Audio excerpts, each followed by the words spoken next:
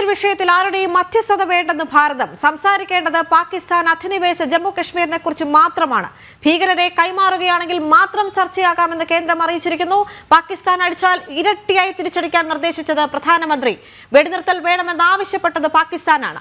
ഗൗതം അനന്തനാരായണൻ ചേരുന്നു കൂടുതൽ വിവരങ്ങളുമായി. ഗൗതം, ഈ ഒരു മണിക്കൂറിൽ വളരെ വ്യക്തമാണ്, കൃത്യമാണ്. കാരണം ഭാരതത്തിന്റെ നിലപാട് ഈ ഒരു മണിക്കൂറിൽ വരികയാണ്. കശ്മീർ വിഷയത്തിൽ ഇനി ആരുടെയും മധ്യസ്ഥത വേണ്ട എന്ന് ഭാരതം അറിയിച്ചിരിക്കുന്നു. കഴിഞ്ഞ ദിവസം ട്രംപിന്റെ ഒരു ട്വീറ്റ് അതുമായി ബന്ധപ്പെട്ട് ഇപ്പോൾ ഭാരതം കൂടുതൽ സ്ഥിരീകരണം നൽകുകയാണ്. ആരുടെയും മധ്യസ്ഥത ആവശ്യമില്ല ഭാരതത്തിന് ആരുടെയും മധ്യസ്ഥത കശ്മീർ വിഷയത്തിലും ആവശ്യമില്ല എന്ന് അറിയിക്കുന്നു. അതോടൊപ്പം തന്നെ ഇനി സംസാരിക്കേണ്ടത് പാകിസ്ഥാൻ അധിനിവേശ ജമ്മു കശ്മീരിനെ കുറിച്ച് മാത്രമാണ് എന്ന് ഭാരതം പറഞ്ഞു വെക്കുന്നു. ദേവിക, കശ്മീരുമായി ബന്ധപ്പെട്ട് വളരെ നിർണായകമായ ഒരു പ്രസ്താവന കേന്ദ്ര സർക്കാർ ഈ ഘട്ടത്തിൽ നടത്തുകയാണ്. നേരത്തെ തന്നെയും സർക്കാരിന്റെ നിലപാട് എന്നത് അതിൽ വിട്ടുവീഴ്ചയില്ല. കാരണം ജമ്മു കശ്മീർ എന്നത് ഭാരതത്തിന്റെ അവിഭാജ്യ ഘടകവും പാക് അധിനിവേശ ജമ്മു കശ്മീരും ഭാരതത്തിന്റെ അവിഭാജ്യ ഘടകമാണ്. എന്നാൽ അതുമായി ബന്ധപ്പെട്ടേ ചർച്ചയുള്ളൂ എന്നത് നരേന്ദ്രമോദി സർക്കാരിന്റെ വളരെ മുൻപ് തന്നെയുള്ള നിലപാടാണ്, അല്ലെങ്കിൽ BJPയുടെ രാഷ്ട്രീയമായ നിലപാട് വന്നത് തന്നെയാണ്. പക്ഷേ അത് ഈ ഘട്ടത്തിൽ ഒരിക്കൽ കൂടി ശത്രുരാഷ്ട്രത്തെയും ലോക രാജ്യങ്ങളെയും ഓർമ്മപ്പെടുത്തുന്നു എന്നതാണ് ഈ വാർത്തയുടെ ഏറ്റവും പ്രധാനപ്പെട്ട ഘടകമായി നോക്കിക്കാണേണ്ടത്. പ്രത്യേകിച്ച് അമേരിക്കയ്ക്ക് ഉൾപ്പെടെ നൽകുന്ന ഒരു സന്ദേശം തന്നെയാണ്. ഇന്നലെ പാകിസ്ഥാനും ഭാരതവും തമ്മിൽ വെടിനിർത്തൽ കരാറിന് ധാരണയായത് ഔദ്യോഗികമായി ഈ രണ്ട് രാജ്യങ്ങളും അറിയിക്കുന്നതിന് മുൻപ് തന്നെ അമേരിക്കയുടെ ഇടപെടലാണ് ഇതിന് കാരണമായത് എന്ന് തെളിയിക്കുന്ന രീതിയിൽ ഡൊണാൾഡ് ട്രംപ് ഒരു ഫേസ്ബുക്ക് പോസ്റ്റും സോഷ്യൽ മീഡിയ പോസ്റ്റും മറ്റും ഇട്ടിരുന്നു. ഇതെല്ലാം ഉന്നം വെച്ചുകൊണ്ടാണ് ഭാരതം ഇപ്പോൾ ഇത്തരം ഒരു പ്രതികരണം നടത്തുന്നത് എന്ന കാര്യത്തിൽ യാതൊരു സംശയവുമില്ല.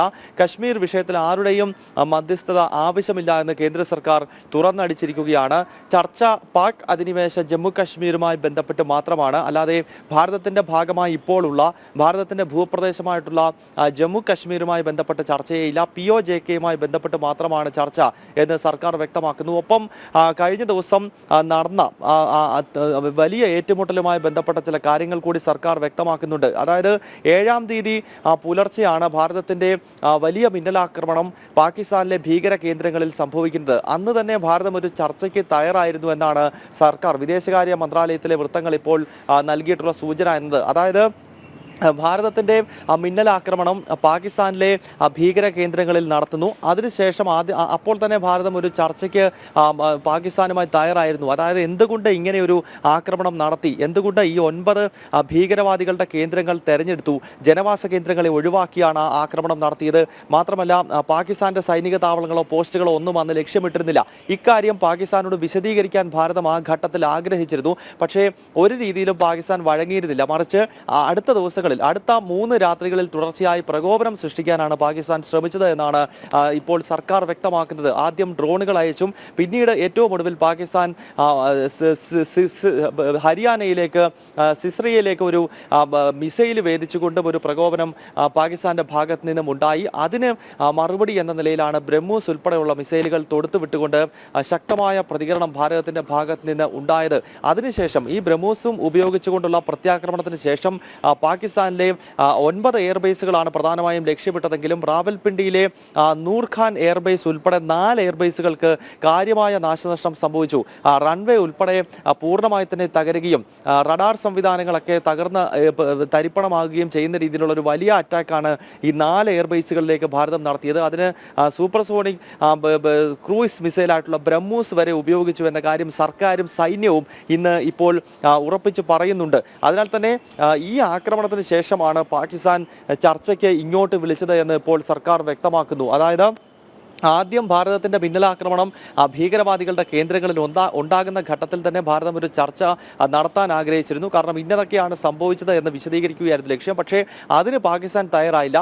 എന്നാൽ പിന്നീട് ഭാരതം പ്രത്യാക്രമണം ശക്തമാക്കി റാവൽപിണ്ടിയോട് ഇസ്ലാമാബാദിനോട് ചേർന്നുള്ള റാവൽപിണ്ടിയിൽ വരെ ഭാരതത്തിന്റെ മിസൈലുകൾ പതിച്ചു കഴിഞ്ഞപ്പോൾ പാകിസ്ഥാന്റെ DGMO ഇന്നലെ ഉച്ചതിരിഞ്ഞ് 3:35 ഭാരതത്തിന്റെ DGMOയുമായി ടെലിഫോണിൽ ബന്ധപ്പെടുകയും ഒരു ചർച്ച നടത്തിക്കൊണ്ട് വെടിനിർത്തലിലേക്ക് എന്ന് ആവശ്യപ്പെടുകയും ചെയ്തു. അതിന്റെ അടിസ്ഥാനത്തിലാണ് ഇന്നലെ വെടിനിർത്തലിലേക്ക് ഇരു രാഷ്ട്രങ്ങളും ധാരണയിലെത്തിയത് എന്നാണ് ഇപ്പോൾ കേന്ദ്ര സർക്കാർ വിശദീകരിക്കുന്നത്. ദേവിക, അതോടൊപ്പം തന്നെ ഗൗതം, കഴിഞ്ഞ മണിക്കൂറിൽ പ്രതിരോധ മന്ത്രിയുടെ ഭാഗത്ത് നിന്ന് വന്ന പ്രതികരണങ്ങൾ വളരെ നിർണായകമാണ്. കാരണം ഈ ഒരു ഘട്ടം യുദ്ധമെന്ന് പ്രഖ്യാപിച്ചിട്ടില്ല എങ്കിൽ പോലും യുദ്ധസമാനമായ സംഘർഷാവസ്ഥ അതിർത്തിയിൽ നടക്കുന്ന ഈ ഒരു ഘട്ടത്തിൽ ഭാരതത്തിന്റെ കരുത്ത് എന്താണ് എന്ന് ലോകം അറിയുന്ന നിർണായക നിമിഷങ്ങളാണ് ഇതെന്നാണ് പ്രതിരോധ മന്ത്രി പറഞ്ഞു വെക്കുന്നത്. കരുത്തുറ്റ ഒരു സൈന്യം, ശക്തമായ ഒരു ഭരണകൂടം, മനോബലമുള്ള ഒരു ജനസമൂഹം, അതുതന്നെയാണ് ഭാരതത്തിന്റെ കരുത്ത് എന്ന് ലോകത്തെ അറിയിക്കാൻ കഴിയുന്ന ഒരു സന്ദർഭങ്ങളിലൂടെയാണ് ഇപ്പോൾ നമ്മൾ കടന്നുപോയിക്കൊണ്ടിരിക്കുന്നത് എന്ന് പ്രതിരോധ മന്ത്രി പറഞ്ഞു വെക്കുന്നു.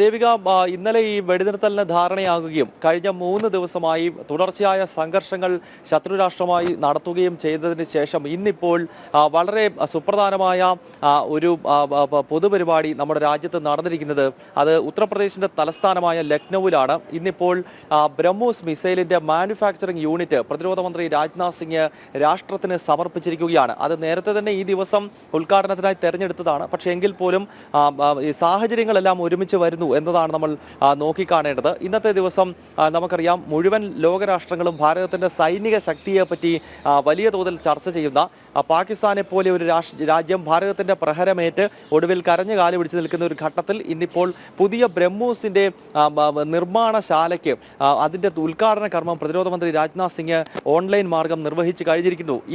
ഈ ഉദ്ഘാടനം നിർവഹിക്കുന്ന ഘട്ടത്തിലാണ് രാജ്യത്തിന്റെ പ്രതിരോധ മന്ത്രി ചില കാര്യങ്ങൾ പറഞ്ഞത്. കൃത്യമായി പാകിസ്ഥാനും അവിടുത്തെ ഭീകരവാദികൾക്കും താക്കീത് നൽകുന്നതായിരുന്നു അദ്ദേഹത്തിന്റെ ഇന്നത്തെ പ്രതികരണം. രാജ്നാഥ് സിംഗ് പറഞ്ഞത് ഭീകരവാദികൾ മനസ്സിലാക്കിയിരിക്കുന്നു, അതായത് ഭാരതത്തിൽ വന്ന എന്തെങ്കിലുമൊക്കെ പ്രശ്നങ്ങൾ നടത്തി എവിടെയെങ്കിലും ഓടി ഒളിക്കാം എന്നാണ് അവരുടെ ധാരണയെങ്കിൽ അത് ഓപ്പറേഷൻ സിന്ദൂറിന് ശേഷം ഭീകരവാദികൾക്ക് അത് മനസ്സിലായിരിക്കുന്നു.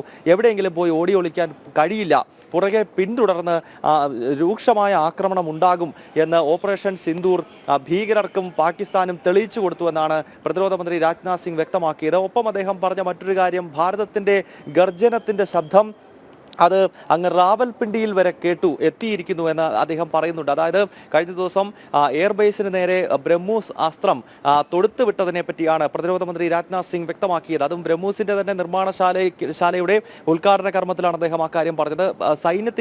പാകിസ്ഥാൻ സൈന്യത്തിന്റെ അതിർത്തിയോട് ചേർന്ന് കിടക്കുന്ന ഏതെങ്കിലും പോസ്റ്റുകൾ മാത്രമല്ല ഭാരതം ആക്രമിച്ചത്, മറിച്ച് ഇസ്ലാമാബാദിനോട് ചേർന്ന് കിടക്കുന്ന, ഇസ്ലാമാബാദിൽ നിന്നും ഏതാണ്ട് 15 കിലോമീറ്റർ മാത്രം സഞ്ചരിച്ചാൽ എത്താൻ കഴിയുന്ന എയർബേസ് ആണ് പൂർണ്ണമായി തന്നെ ബ്രഹ്മോസിന്റെ വലിയ തോതിലുള്ള അറ്റാക്കിൽ തകർന്നിരിക്കുന്നത്. അതിനാൽ റാവൽപിണ്ടിയിൽ വരെ ഭാരതത്തിന്റെ പ്രത്യാക്രമണത്തിന്റെ ശക്തിയും ഗർജനവും എത്തി എന്നാണ് പ്രതിരോധ മന്ത്രി രാജ്നാഥ് സിംഗ് വ്യക്തമാക്കിയത്. അദ്ദേഹം ഭീകരർക്കും അതുപോലെ തന്നെ പാകിസ്ഥാനും ശക്തമായ താക്കീത് നൽകിക്കൊണ്ടാണ് ഈ ബ്രഹ്മോസ് മാനുഫാക്ചറിംഗ് യൂണിറ്റ് നാടിനെ സമർപ്പിച്ചത്. പ്രതിവർഷം 90 മുതൽ 100 വരെ മിസൈലുകൾ ഓരോ വർഷവും നിർമ്മിക്കാൻ കഴിയുന്ന മാനുഫാക്ചറിംഗ് യൂണിറ്റിനാണ് ഇന്നിപ്പോൾ തുടക്കം കുറിച്ചിരിക്കുന്നത്. ഉത്തർപ്രദേശ് തലസ്ഥാനമായ ലക്നൌവിൽ ഏതാണ്ട് 80 ഏക്കർ വരുന്ന സ്ഥലത്ത് 300 കോടി രൂപ മുടക്കിയാണ് ഇത്തരമൊരു ഫാക്ടറിയുടെ നിർമ്മാണം പൂർത്തീകരിച്ചിരിക്കുന്നത്. നമുക്കറിയാം ബ്രഹ്മോസ് എന്ന് പറയുന്നത് ഭാരതത്തിന്റെ ഏറ്റവും പ്രധാനപ്പെട്ട ആയുധങ്ങളിൽ അല്ലെങ്കിൽ ഏറ്റവും പ്രധാനപ്പെട്ട ബ്രഹ്മാസ്ത്രം എന്ന് വിശേഷിപ്പിക്കാൻ കഴിയുന്ന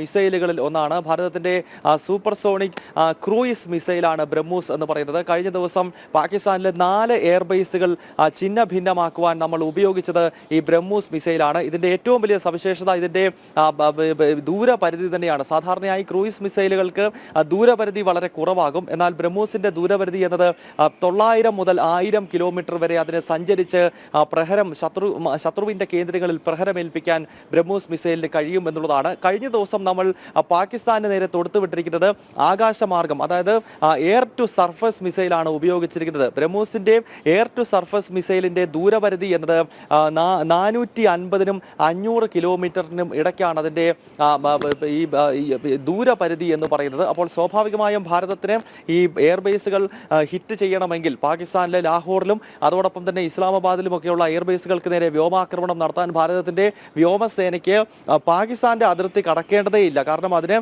എയർ ടു സർഫസ് മിസൈലായി ഈ ബ്രഹ്മോസ് ഉപയോഗിക്കണമെങ്കിൽ അതിന് 400-നും 500-നും ഇടയ്ക്ക് കിലോമീറ്റർ ദൂരപരിധിയിൽ അതിന് സഞ്ചരിച്ച് പോയി ഹിറ്റ് ചെയ്യാൻ സാധിക്കും. ശത്രുവിന്റെ കേന്ദ്രങ്ങളിൽ പോയി അടിക്കാൻ സാധിക്കും. അതിനാൽ തന്നെ വ്യോമമാർഗമുള്ള ബ്രഹ്മോസ് മിസൈൽ ഉപയോഗിച്ചുകൊണ്ടുള്ള ആക്രമണമാണ് കഴിഞ്ഞ ദിവസം നടത്തിയത് എന്ന് നമുക്ക് മനസ്സിലാക്കാൻ സാധിക്കുന്നു. ഒപ്പം ബ്രഹ്മോസ് മിസൈലിന്റെ സവിശേഷതയാണ് നേരത്തെ സൂചിപ്പിച്ചത്. അതിന് ക്രൂയിസ് മിസൈലാണ്. അതിന് കൂടുതൽ ദൂരപരിധിയിൽ, സാധാരണയായി ക്രൂയിസ് മിസൈലുകളുടെ ദൂരപരിധി വളരെ വളരെ കുറവായിരിക്കും. എന്നാൽ ഇതിന് മികച്ച ദൂരത്തിൽ ഏതാണ്ട് 1000 കിലോമീറ്ററിനടുത്ത് കരയിൽ നിന്നും ഭേദിച്ചു കഴിഞ്ഞാൽ അതിന് കൃത്യമായിട്ട് തന്നെ അത് എവിടെയാണോ അത് പതിക്കേണ്ടത് അതേ സ്ഥലത്തേക്ക് പോകുന്നു. അങ്ങനെയുള്ള ഭാരതത്തിന്റെ ഏറ്റവും പ്രധാനപ്പെട്ട യുദ്ധ ഉപകരണങ്ങളിൽ ഒന്നായ, നമ്മുടെ ഏറ്റവും മികച്ച മിസൈലുകളിൽ ഒന്നായ ബ്രഹ്മോസിന്റെ പ്രധാനപ്പെട്ട ഒരു മാനുഫാക്ചറിംഗ് യൂണിറ്റ് ഉദ്ഘാടനവും ഇന്നിപ്പോൾ യുപിയുടെ തലസ്ഥാനമായിട്ടുള്ള ലക്നൌവിൽ നടന്നിരിക്കുകയാണ്. യുപി മുഖ്യമന്ത്രി യോഗി ആദിത്യനാഥും ഈ ചടങ്ങിൽ പങ്കെടുത്തിരുന്നു. അദ്ദേഹവും ഭീകരവാദികൾക്കെതിരെ ശക്തമായ ഭാഷയിലാണ് സംസാരിച്ചത്. യുപി മുഖ്യമന്ത്രി യോഗി ആദിത്യനാഥ് പറഞ്ഞത്, ബ്രഹ്മോസ് മിസൈലിന്റെ പ്രഹരശേഷി എത്രയുണ്ട് എന്ന് അറിയണമെങ്കിൽ പാകിസ്ഥാനോട് ചോദിച്ചാൽ മതി എന്നായിരുന്നു യോഗി ആദിത്യനാഥിന്റെ ഇന്നത്തെ പ്രതികരണം. മാത്രമല്ല, ലക്നൌവിന്റെ മറ്റൊരു പ്രത്യേകത എന്നത് ആർമിയുടെ സെൻട്രൽ കമാൻഡ് സ്ഥിതി ചെയ്യുന്നത് ലക്നൌവിലാണ്. സെൻട്രൽ കമാൻഡ് എന്ന് പറയുമ്പോൾ മധ്യഭാരതത്തിലെ ഏതെങ്കിലുമൊക്കെ വിഷയങ്ങളെ കൈകാര്യം ചെയ്യേണ്ടത് സെൻട്രൽ കമാൻഡാണ്. ആ സെൻട്രൽ കമാൻഡ് സ്ഥിതി ചെയ്യുന്നത് ഉത്തർപ്രദേശിന്റെ തലസ്ഥാനമായ ലക്നൌവിലാണ്. അതിനോട് ചേർന്ന് തന്നെയാണ് ഇപ്പോൾ ഈ ബ്രഹ്മോസിന്റെ നിർമ്മാണശാലയുടെ ഉദ്ഘാടന കർമ്മവും പ്രതിരോധ മന്ത്രി രാജ്നാഥ് സിംഗ് നിർവഹിച്ചിരിക്കുന്നത്. ദേവിക. അതോടൊപ്പം തന്നെ ഗൗതം, ഏറ്റവും കൂടുതൽ കഴിഞ്ഞ ദിവസങ്ങളിലെല്ലാം ഉയർന്നു കേട്ട ചോദ്യം, ഓപ്പറേഷൻ സിന്ദൂർ സക്സസ്ഫുൾ ആയി കംപ്ലീറ്റ് ആയോ എന്നൊരു ചോദ്യം ഉയർന്നു വന്നിരുന്നു. പക്ഷേ അതിന് കൃത്യമായ മറുപടി നൽകിയിരിക്കുന്നു വ്യോമസേന. ഓപ്പറേഷൻ സിന്ദൂർ തുടരുകയാണ്. എല്ലാ ചുമതലകളും കൃത്യതയോടെ വ്യക്തമായി എല്ലാ പഴുതുകളും അടച്ച് പ്രതിരോധിച്ചുകൊണ്ട് ഓപ്പറേഷൻ സിന്ദൂർ തുടരുന്നു എന്ന് വ്യോമസേന അറിയിച്ചിരിക്കുകയാണ്. മാത്രമല്ല, സമയത്തിനുള്ളിൽ തന്നെ സംയുക്ത സേന വാർത്താ സമ്മേളനം നടക്കും. വളരെ നിർണായകമായ ചില വിവരങ്ങൾ അതിലൂടെ പുറത്തേക്ക് വരുമെന്നുള്ള കാര്യവും ഈ ഒരു ഘട്ടത്തിൽ നമുക്ക് പറയേണ്ടി വരും. അല്പസമയത്തിനകം തന്നെ സേനയുടെ വാർത്താ സമ്മേളനം നടക്കാൻ പോവുകയാണ്. ഈ വാർത്താ സമ്മേളനത്തിൽ നമുക്ക് കൃത്യമായി പാകിസ്ഥാനെതിരെ നടന്നിരിക്കുന്ന പ്രത്യാക്രമണത്തിന്റെ വിവരങ്ങൾ ലഭ്യമാകും. ഇതുവരെ ഏതൊക്കെ സ്ഥലങ്ങളിൽ പ്രത്യാക്രമണം ഉണ്ടായി എന്ന കാര്യങ്ങളാണ് സൈന്യം പറഞ്ഞിരുന്നത്. എന്തൊക്കെ ആയുധങ്ങൾ ഉപയോഗിച്ച് ആണ് ഈ ആക്രമണങ്ങൾ നടത്തിയത് എന്നതിനെ പറ്റിയും സൈന്യവും, അതല്ലെങ്കിൽ കഴിഞ്ഞ ദിവസം വിദേശകാര്യ സെക്രട്ടറിയും ഒപ്പം ഈ രണ്ട് സേനകളുടെ വ്യോമസേനയിൽ നിന്നും wing commander Sofia, colonel Sofia ഖുറേഷിയും അതോടൊപ്പം തന്നെ വിംഗ് കമാൻഡർ വ്യോമിക സിംഗും ഇരുവരും ചേർന്ന് നടത്തിയ വാർത്താ സമ്മേളനത്തിൽ അത്തരം വിശദാംശങ്ങൾ നൽകുന്നുണ്ടായിരുന്നു. പക്ഷേ എങ്കിലും ഒരുപക്ഷെ ഇന്ന് വൈകിട്ട് ഇപ്പോൾ DGMOയുടെ വാർത്താ സമ്മേളനമാണ് എന്നതാണ് നമുക്ക് ലഭ്യമാകുന്ന വിവരം. Director general of military operation നേരിട്ട് ഈ വാർത്താ സമ്മേളനത്തിൽ ഒരുപക്ഷെ പങ്കെടുത്തേക്കാം. അങ്ങനെയെങ്കിൽ വീഡിയോ ദൃശ്യങ്ങൾ ഉൾപ്പെടെ കാണിച്ചുകൊണ്ട് ഒരുപക്ഷെ കഴിഞ്ഞ 3 ദിവസമായി നടന്ന ഏറ്റുമുട്ടലിൽ ഏതൊക്കെ രീതിയിലുള്ള ആക്രമണമാണ് നമ്മൾ നടത്തിയത് എന്നതിന്റെ കൂടുതൽ വിശദാംശങ്ങൾ ഈ വാർത്താ സമ്മേളനത്തിൽ ഉണ്ടാകുമെന്നാണ് നമുക്ക് ലഭ്യമാകുന്ന വിവരം. ദേവിക.